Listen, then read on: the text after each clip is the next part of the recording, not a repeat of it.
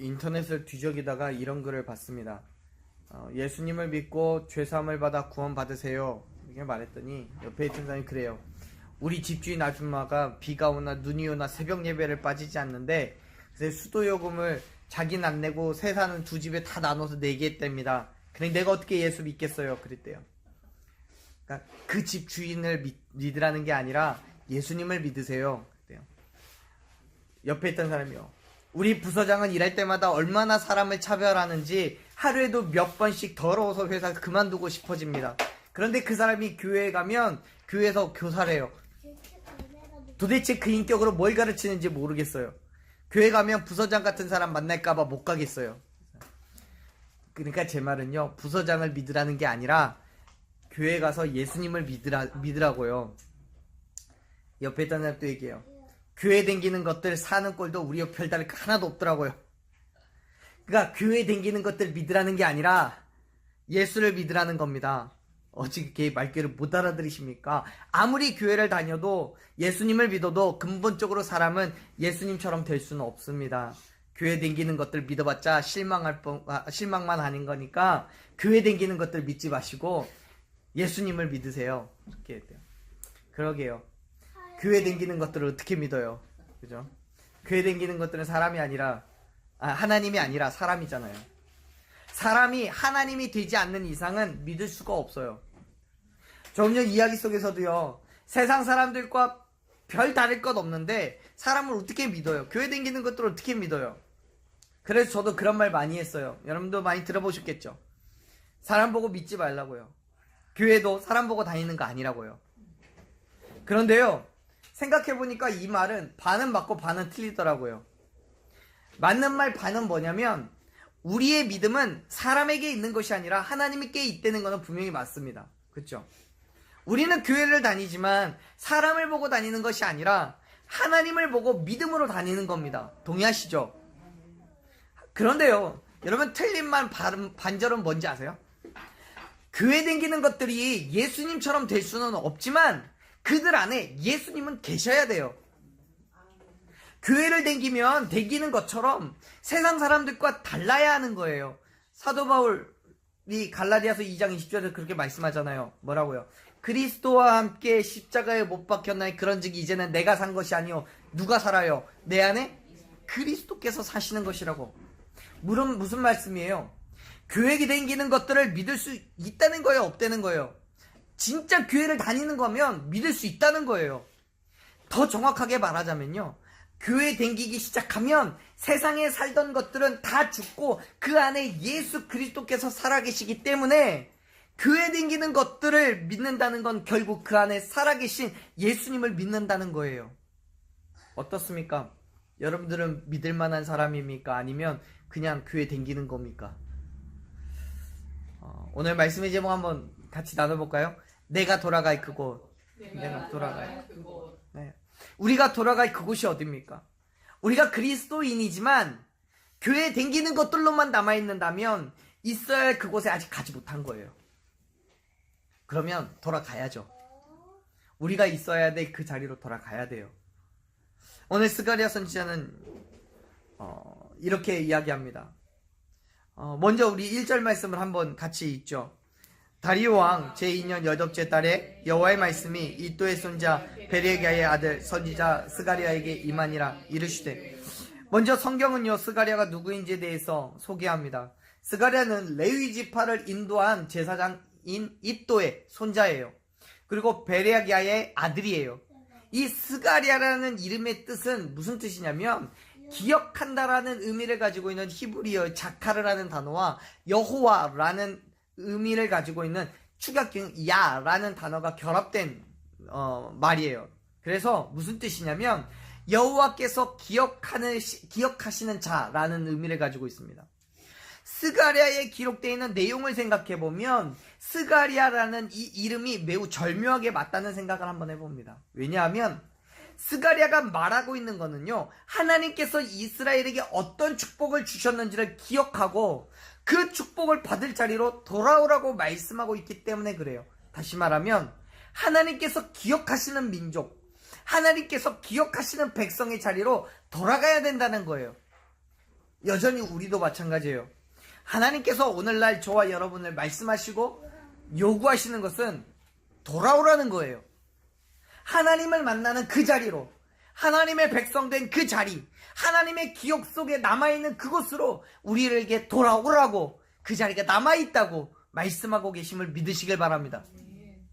스가랴 선지자는요, BC 520년에 포로에서 귀환합니다. 그래서 예루살렘으로 돌아와요.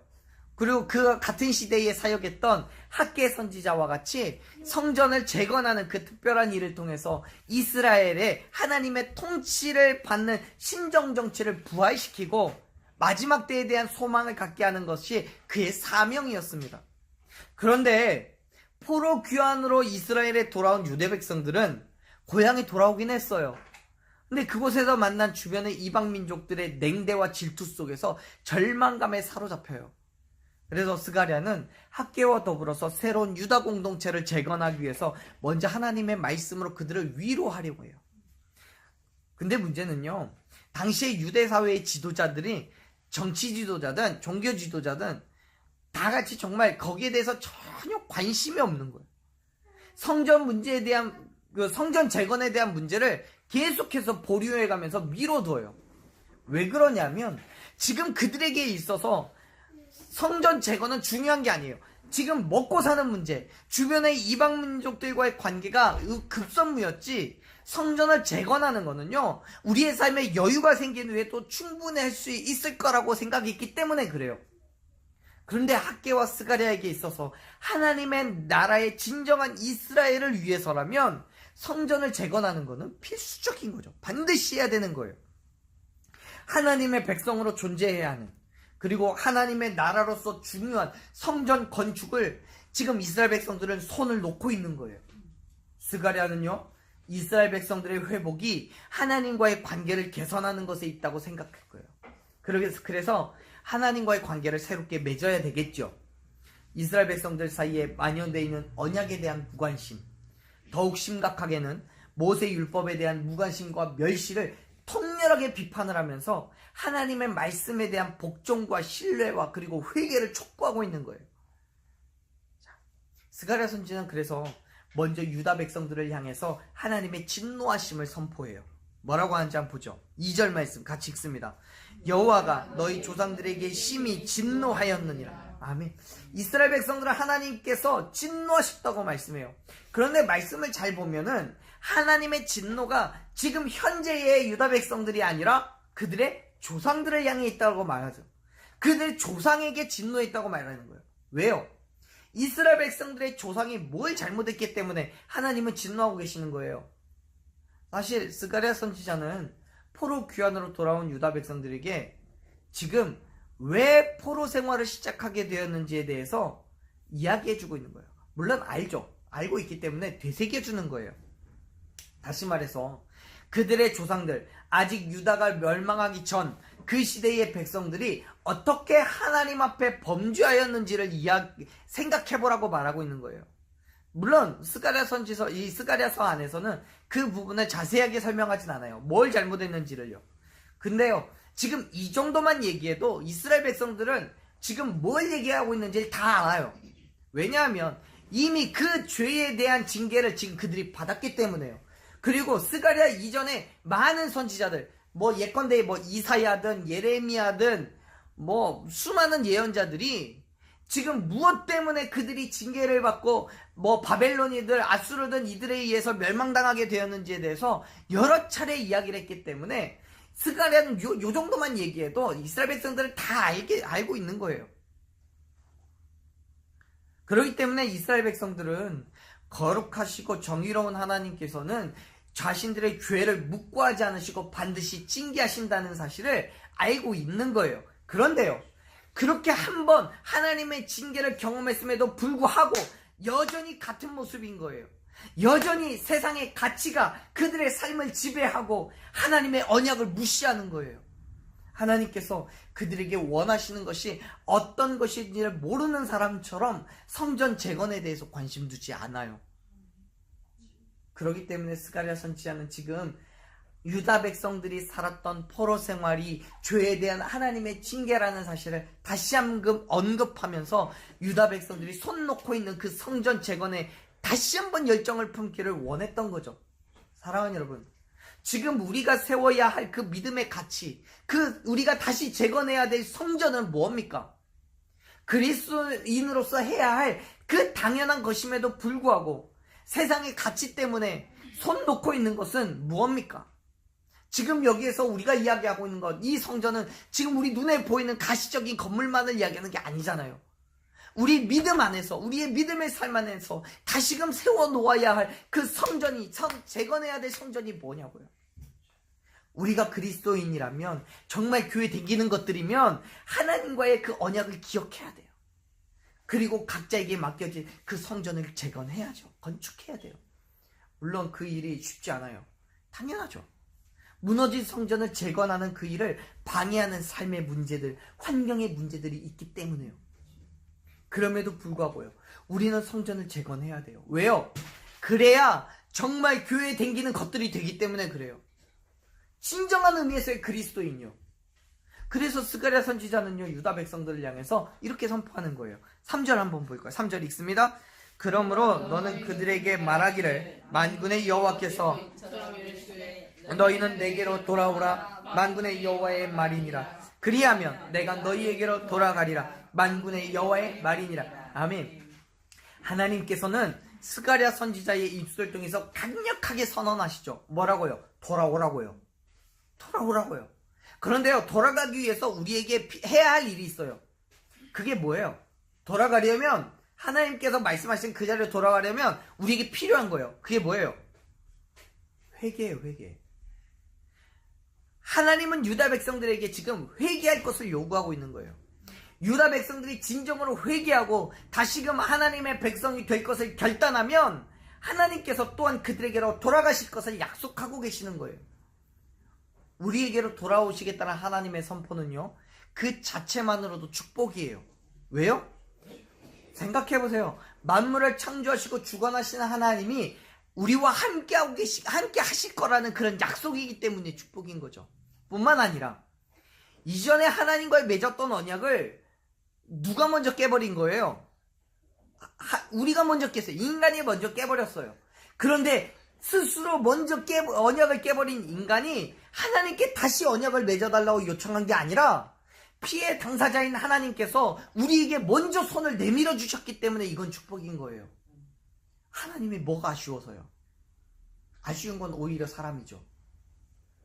그래요. 언약의 상황만으로 보자면 이스라엘 백성들이 먼저 하나님과의 언약을 깨버렸어요. 우상을 섬겼고요. 하나님의 백성된 자리를 박차고 일어나서 나가버렸어요. 그런 상황에서 이제 징계받고 어려움을 겪으니까 다시 하나님께 손잡아달라고 말하는 건 정말 쉽지 않죠. 어쩌면 있을 수 없죠. 우리 세상 속에서의 그 계약 관계에서라면 어떻게 생각하겠어요? 계약을 깨버린 사람이 오히려 찾아왔고, 자, 이제 다시 계약 맺자라고 얘기하면 그것처럼 웃긴 게 어디 있어요? 물론 살기 위해서라면 정말 염치가 없지만 매달려야 되겠죠. 그런데 문제는 이스라엘 백성들이 그것조차도 모른다는 거예요. 인지하지 못해요.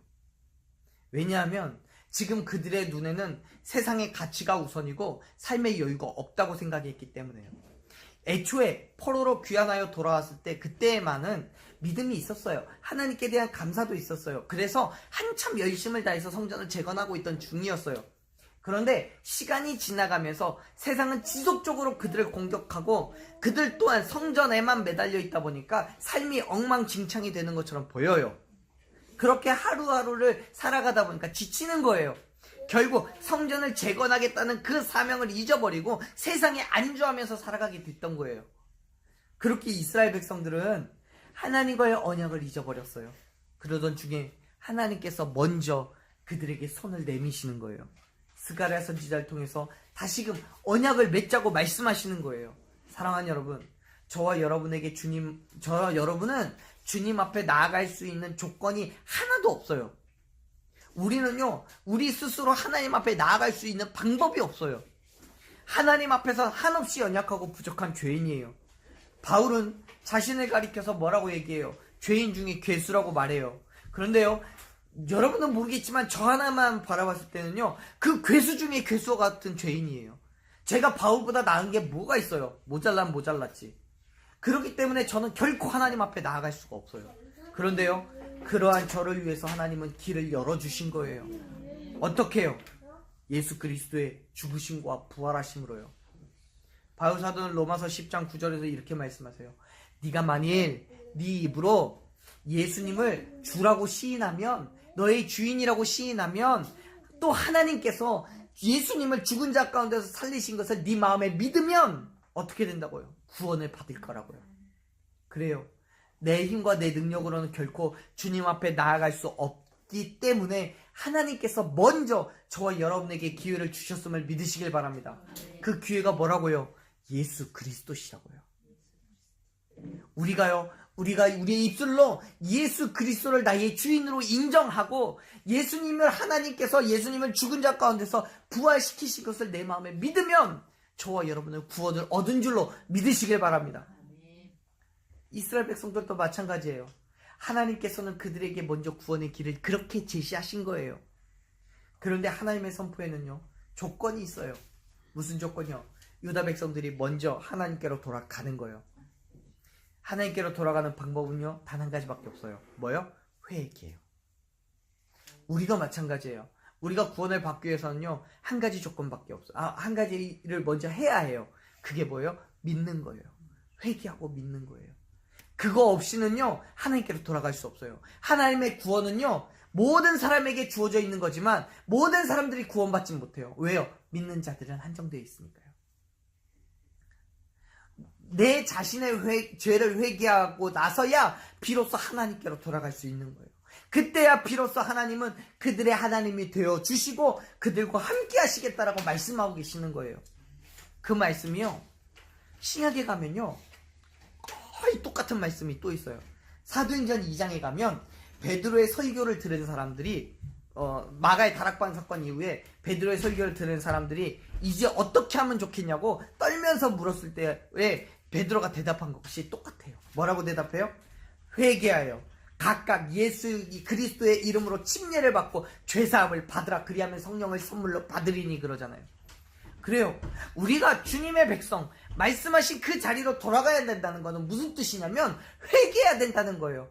회개라는 말 자체가 지금 이 길이 틀린 길인 것을 알고 깨닫고 돌아간다는 뜻이잖아요.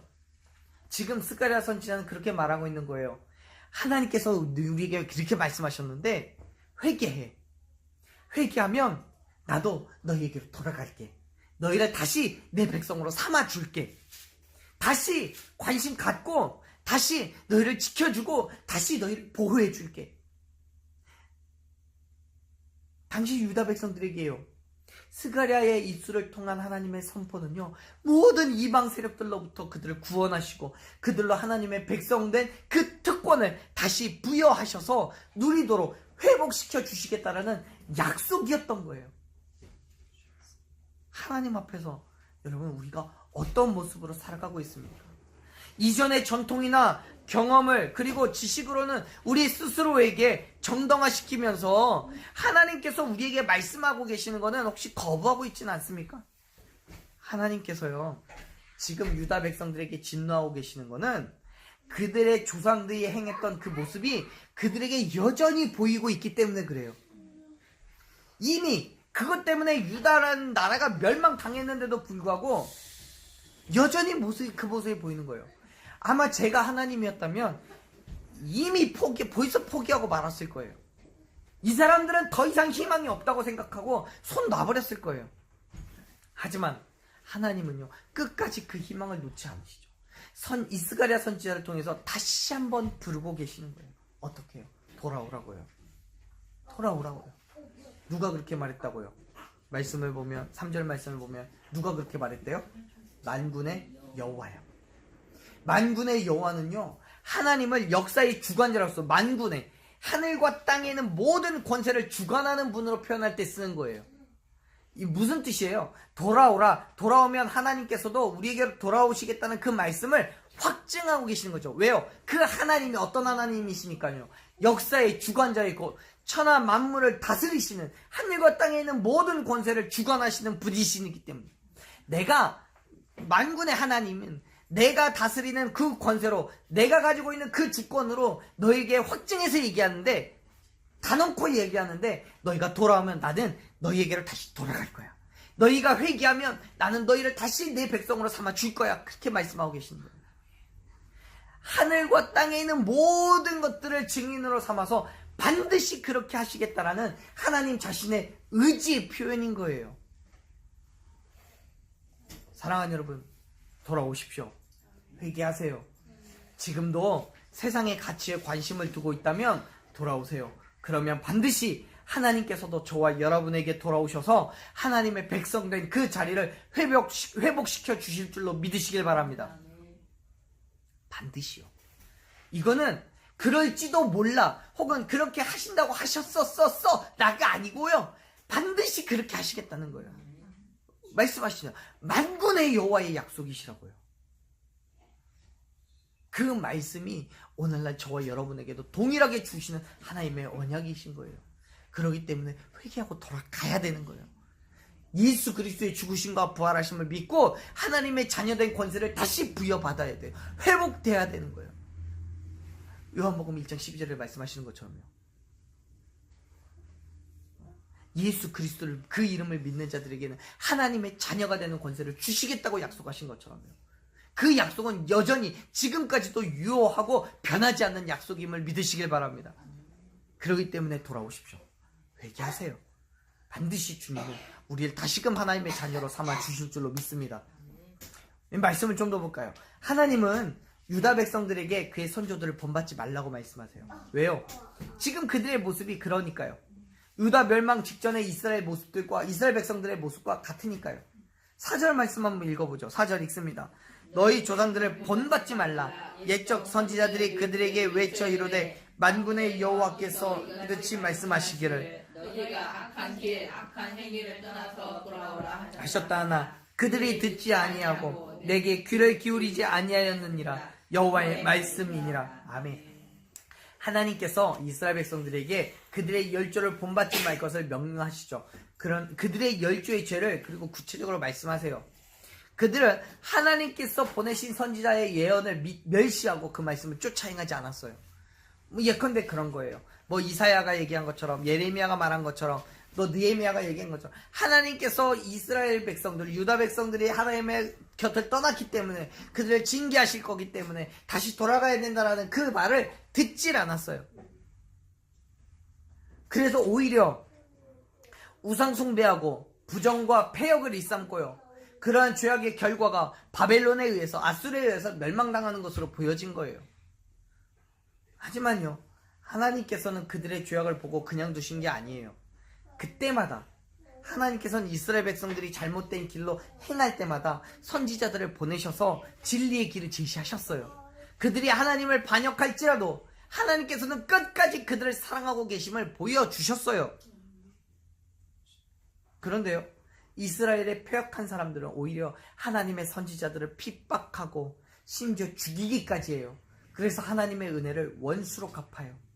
하지만 그 모든 것보다 더 큰 죄악의 모습은 회개하라는 하나님의 말씀을 무시하고 듣지 않은 거예요.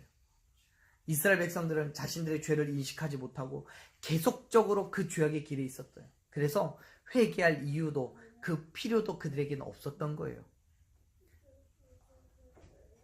결국 하나님의 말씀에 귀를 기울이지 않았기 때문에 하나님의 보내심을 받은 선지자의 말에 오히려 분노하고 악한 마음을 품었어요. 그래서 하나님은 이스라엘 백성들을 징계하셨어요.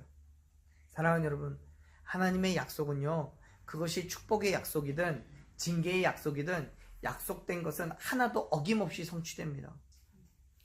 1.1획도 틀림이 없다고 성경은 말씀하고 있습니다.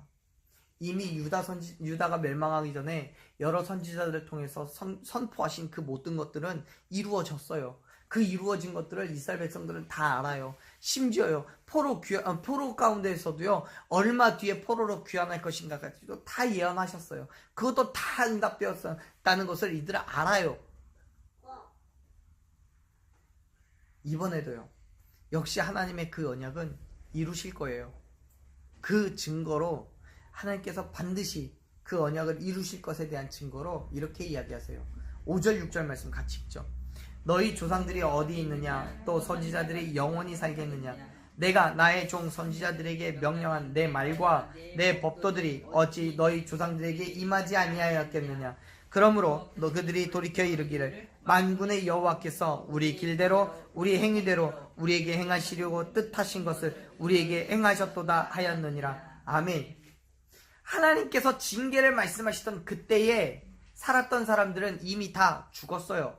범죄했던 사람들도 그들에게 하나님의 말씀을 선포했던 선지자들도 다 죽었어요. 이전에 했던.